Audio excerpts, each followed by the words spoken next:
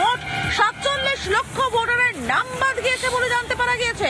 47 লক্ষ ভোটারের নাম বাদ গিয়েছে, তার মধ্যে 13 লক্ষ মৃত ভোটার, এছাড়াও আধার ডিলিংক হয়ে গেছে এমন ভোটার হচ্ছে 34 লক্ষ।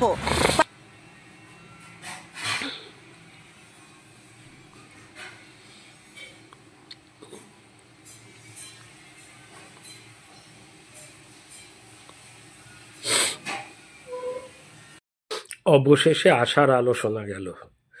প্রথমবার যখন ইলেকশন কমিশন বলেছিলেন 10,30,000 বাদ গেছে ভোটার, তখন খুবই আশাহত হয়েছিলাম যে মাত্র 10 লক্ষ, এতে কি হবে। কিন্তু সর্বশেষ খবর অনুযায়ী, তাও রিপাবলিক বাংলা থেকে আসা খবর, যেটাকে 100% ট্রাস্ট করা যায়, 47 লক্ষ মানে 47 lakhs ভোটারের নাম কাটা গেছে। এর মধ্যে প্রায় 13 লক্ষ মৃত ভোটার, বাকি 34 লক্ষ বুঝে নিন কি হতে পারে, কারা হতে পারে। আবার এই মৃত ভোটারদের কত লক্ষ যে এত বছর ধরে ভোট দিয়ে গেছে সেটাও সহজেই অনুমান করা যায়। আমরা তো বহু শুনেছি মৃত ভোটাররা ভোট দিয়ে যায়, জোকস আছে এই নিয়ে।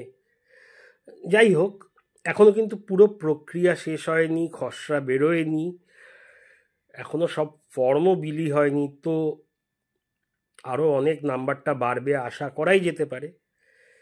এমনি ইউটিউব বিভিন্ন চ্যানেলে অনেক নাম্বার শুনছি, কিন্তু সেগুলো যেহেতু কোনো সরকারি পরিসংখ্যান না, তাই আমি সেগুলো বলছি না। কেন, ওগুলোর উপর 100% রিলাই করা যায় না, ওগুলো জাস্ট চাঙ্গা করতে এইসব ভিডিও আসে।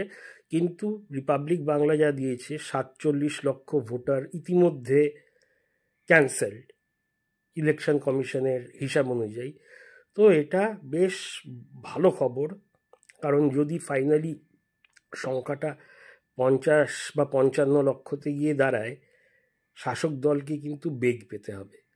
এবারে আমার পার্সোনালি তৃণমূল জিতলো না বিজেপি না অন্য কেউ আসে যায় না, আমি চাই না আমাদের ট্যাক্সের টাকায় বাংলাদেশি অনুপ্রবেশকারীরা কোনো একটি পার্টির প্রতি আনুগত্য দেখিয়ে, সেটা শুধু তৃণমূল বলছি না, এরা তো 20 বছর আগে থেকেও এসে বসে আছে, এরা শাসক পার্টিকে আনুগত্য দেখাবে, ভোট দেবে, আর আমাদের পয়সায় থাকবে, আমাদের পয়সায় খাবে, ভেতর থেকে আমাদের দেশটাকে পশ্চিম বাংলাদেশ বানাচ্ছে। এইটা আমি চাই না।